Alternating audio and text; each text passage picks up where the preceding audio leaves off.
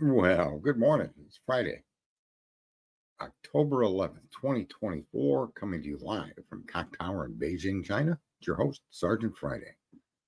And I wanted to step out of some of the evening videos for a little bit, and I have, but I did want to also cover something when it comes to our up and coming presidential elections. A lot of things pollsters, I believe, just don't want to tell you. And a lot of ways to show you that the way the system is set up, it's somewhat rigged to keep your attention. Um, Most of that rigging is done with these likely fucking red, likely blue. Like they'll tell you Texas, for instance, and I'm clicking on the screen.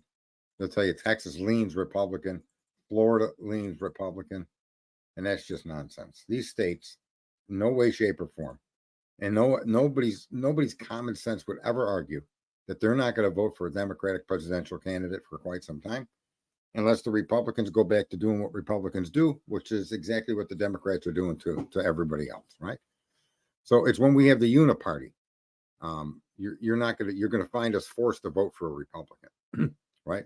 That's just the way it is. So Texas and Florida, they're going to continue to push themselves to the red column, until and then such time where I think when you see what I predict here in this map, once you see what the electorate is doing, I think you'll agree with the results that I'm going to provide you. But I think more importantly, you're going to see that things are changing around the country in areas that we don't necessarily directly interact with, and those are the areas that are depressed, that are the inner city areas, the cities themselves, the lower income areas, whether they be of any race, be it Hispanic, Asian, black, white, regardless of any of that. Those areas of town that are important in the count for the vote. Those folks, like for instance in New York, I think 98% of the eligible black voter turns out to vote in New York State. So the turnout for a lot of minorities is pretty high. And as you all know, we've been showered with it for decades and decades and decades that these communities all vote Democrat. And I'm going to suggest to you that that is just completely inaccurate in this election cycle. I'll drop back to the 2020 election that I followed closely, and actually a mathematician proved he's one of the, I forget his name. I should have looked it up before I started this, but whatever. He did mathematically improved independently of me my argument that the only reason Biden won wasn't because of the simple theft and the corruption within the Democratic districts. It was in all the red districts.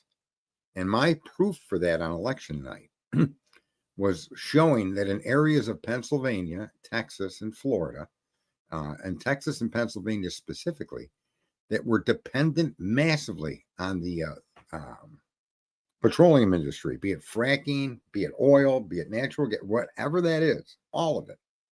That the districts in those areas that were completely behind Trump in 16, like 98%, that if you looked at those districts, and this is across many, many states in America, those red districts voted less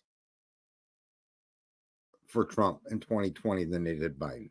And there's just no way you can make an argument that somebody's entire community that depends on fracking, 20% of them changed their mind to Biden after Biden had told us he was going to ban fracking, ban coal, right? So this was the point that I was trying to show people, that it was the Republican districts machines that were fucked with.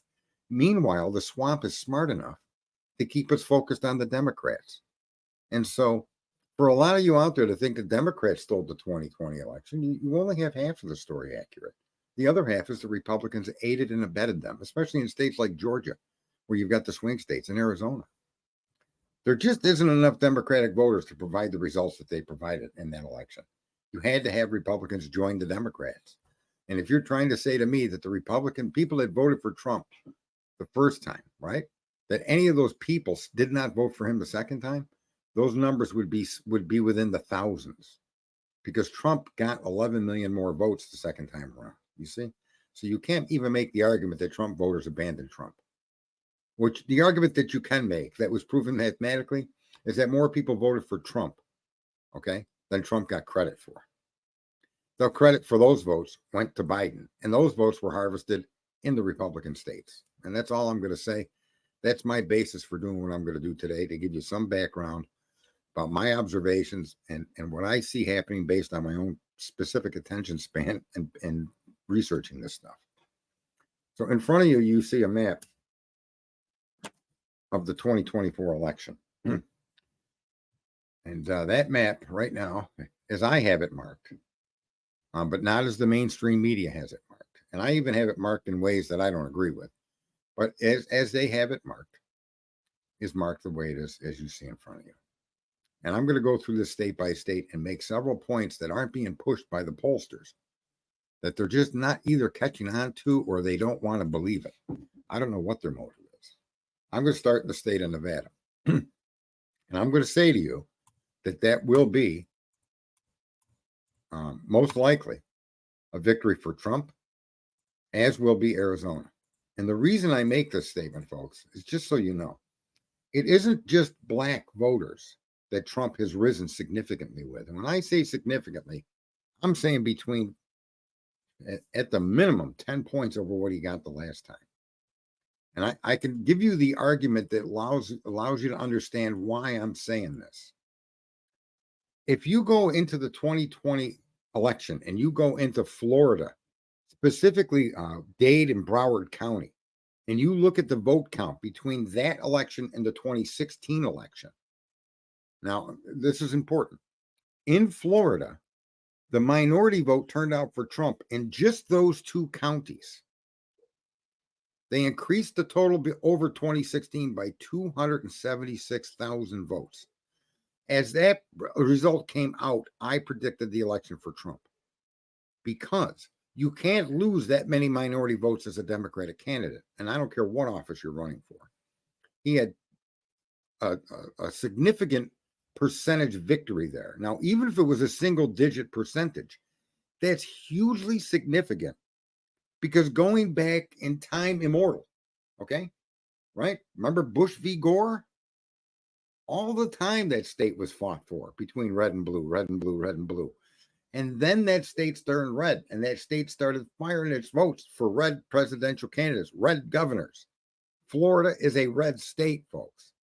So for you to have that state in your pocket, and in that very state, the minority votes jumped up 276,000 in 4 years, that is a massive change in perspective in that state. And it's grown even larger now. And here's the catch-22. As I color in Nevada and I color in Arizona, it's because of that. It's simply because many minorities are experiencing the same tragedy we've been crying about with this illegal immigration. These cities, these counties, these states are suffering from that. And they're not stupid. They're no less intelligent than we are. So all the minority groups, the depressed groups, the people that are low income, are highly aware of the tragedy taken on around this country. How we're giving all our money away to all these other countries, and we're over here starving. A dozen of eggs, $7.99 a dozen.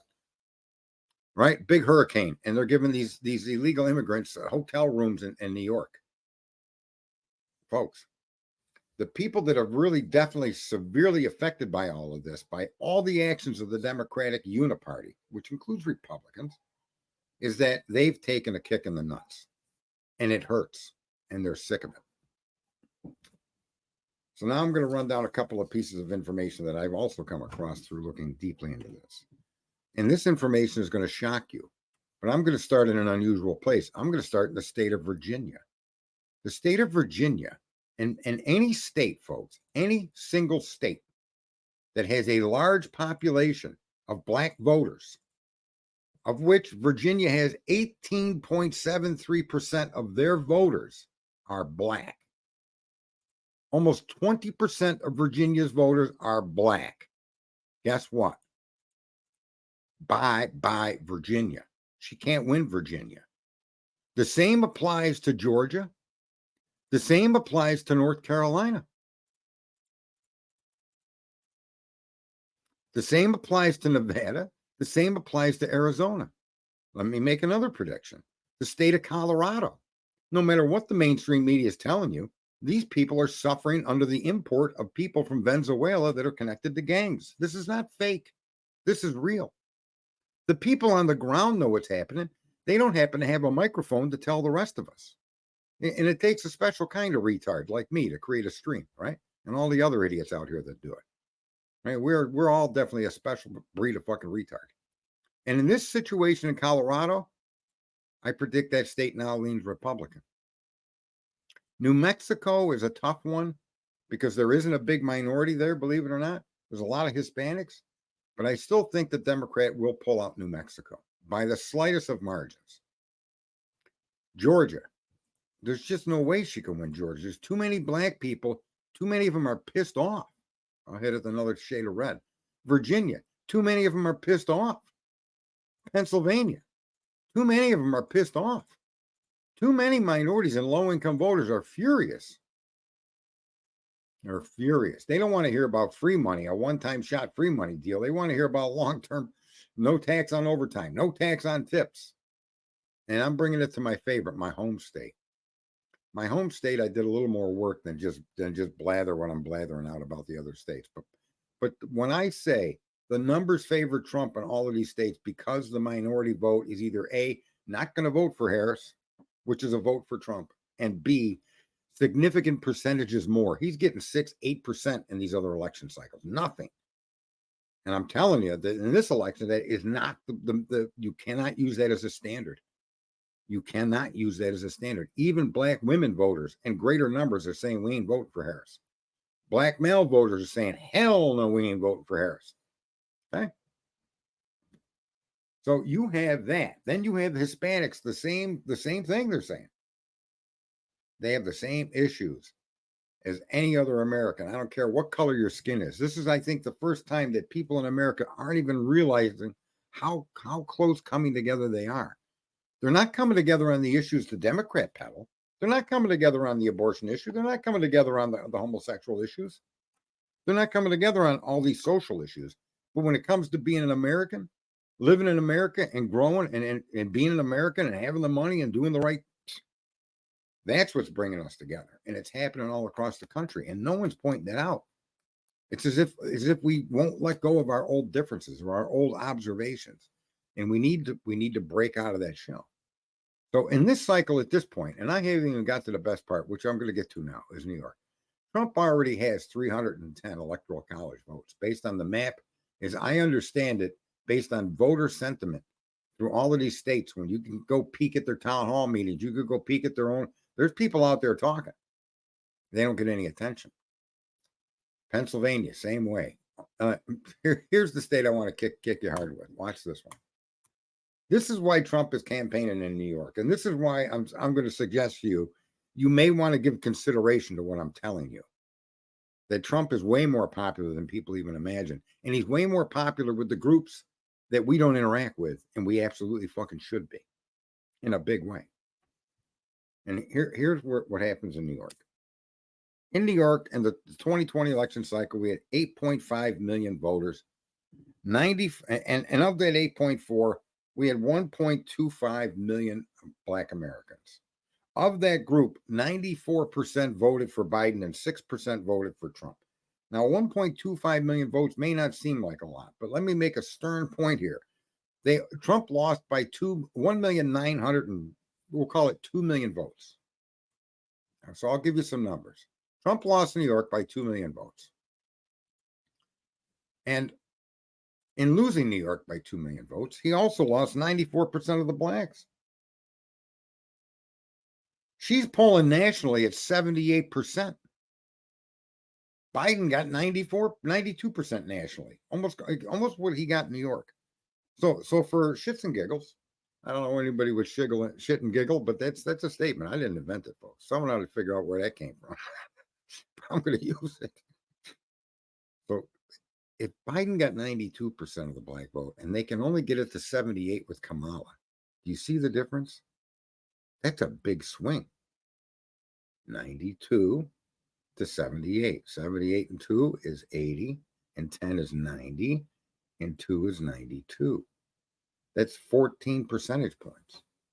Add that to Trump's already average of 8%, and it brings Trump up to 20% of just the black vote. 20% of the black vote in just New York is 250,000 votes, which closes the 2 million gap to actually 1.5 million.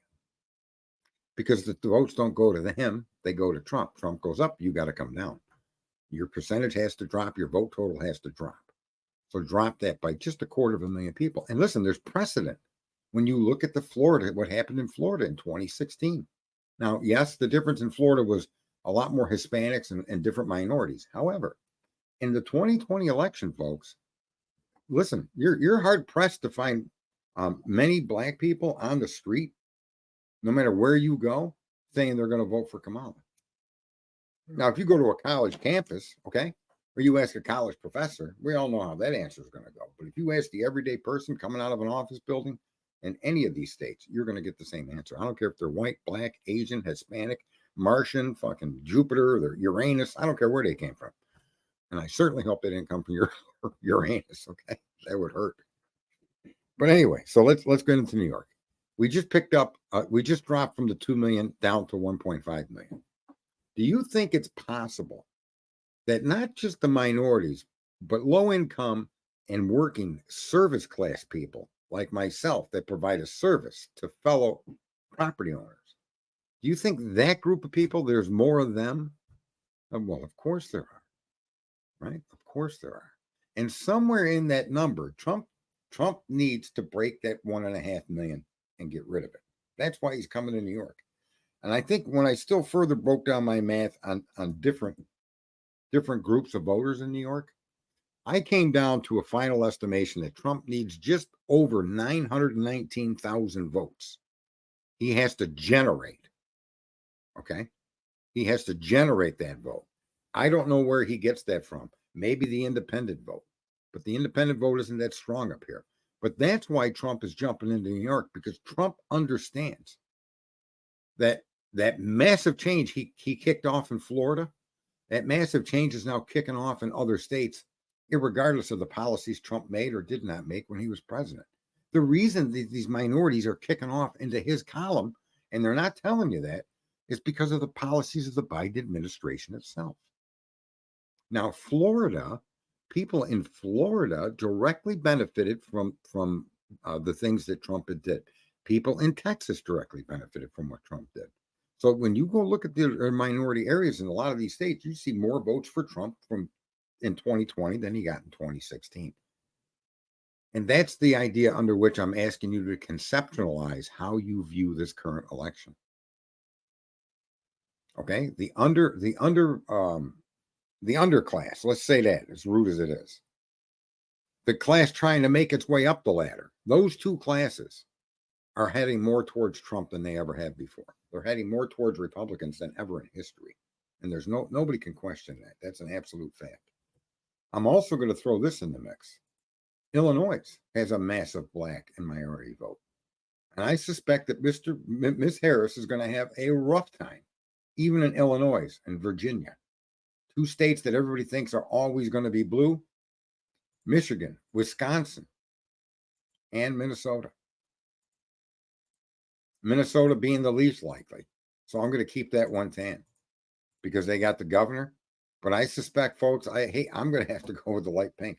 All of these states are going to have to be fought for, at the very least, by Kamala Harris. And all of these states have to be fought for, folks, for the reason that I've listed.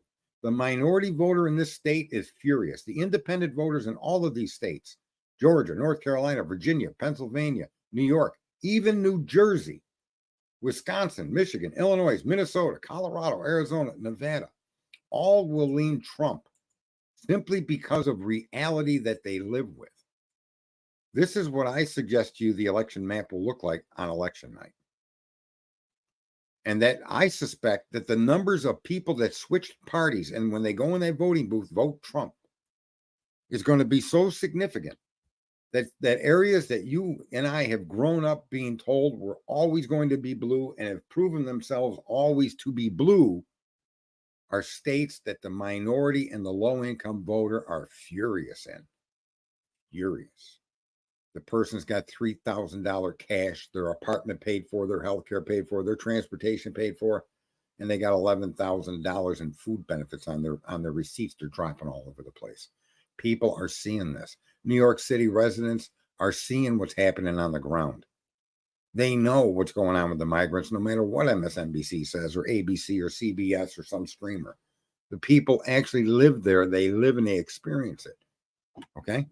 And I don't think any of these particular states, in all fairness, although there is corruption in the voting, I don't think they have enough strategy in their corruption to overcome what's going to turn out for this election.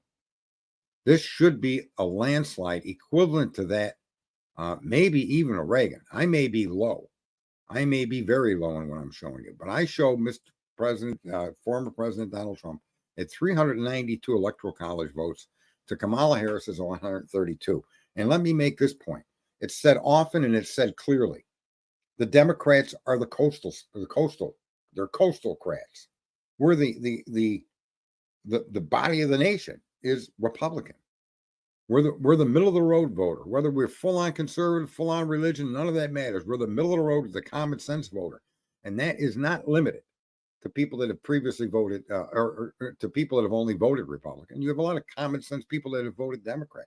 Some for reasons they can't explain, some for reasons that appall us, but there's many more of them that vote for reasons of issues. They don't put. If you notice, they never show you that Democratic voter. But there are a lot of voters. I'll give you the Teamsters as an example of what I'm saying. The Teamsters will not endorse a Democrat. Unions are, and unions usually cater to the Democratic Party, folks. And they're saying the reason is their membership. So this guy's job is in fucking jeopardy. The people that hand out the cash to keep the Democrats in control, their jobs are drastically in threat if they don't follow what the majority of the membership wants. And what are these unions doing? They're not giving their endorsement or they're giving it to Trump. Okay? Which is not giving your endorsement to a Democrat is akin to giving it to Trump. That's a microcosm. That particular situation you're seeing is a microcosm of every single state in this country. And I just want to end it with that, folks. There's nothing that should stand in the way between an absolute landslide in the reelection of President Donald J. Trump. No cheating should be able to overcome this, nor should any pundit and all of these people doing the polls that I post in their streams a lot, guys. I post to you guys constantly. You need to get to the inner city. You need to get into the lower income voters. You need to start getting their polling as a part of your makeup. I mean, do 100 people there and 100 people random around the state. You must be more concentrated on areas where the income is low, and that could be an urban area. It could be a place out in the hills somewhere. Go look at those people. I mean, when you look across the entire spectrum of Americans, you're going to be hard-pressed to find a majority or even close to a 50-50 split in the opinion of the American voter. The country has become a center common sense country. Because of what Harris and Biden have done, they've made it even more of a necessity for people to come out with this particular change of vote. They know they have no choice but to do that because of the policies and what they've done to the country as a whole. So I want to thank anybody that clicks to this, listens to this, shares this, would be awesome. And I definitely appreciate you stopping in. Have yourself a good weekend. Today is Friday. It's 11:32 a.m. October 11th from Beijing, China. It's your host, Sergeant Friday. Have a good weekend.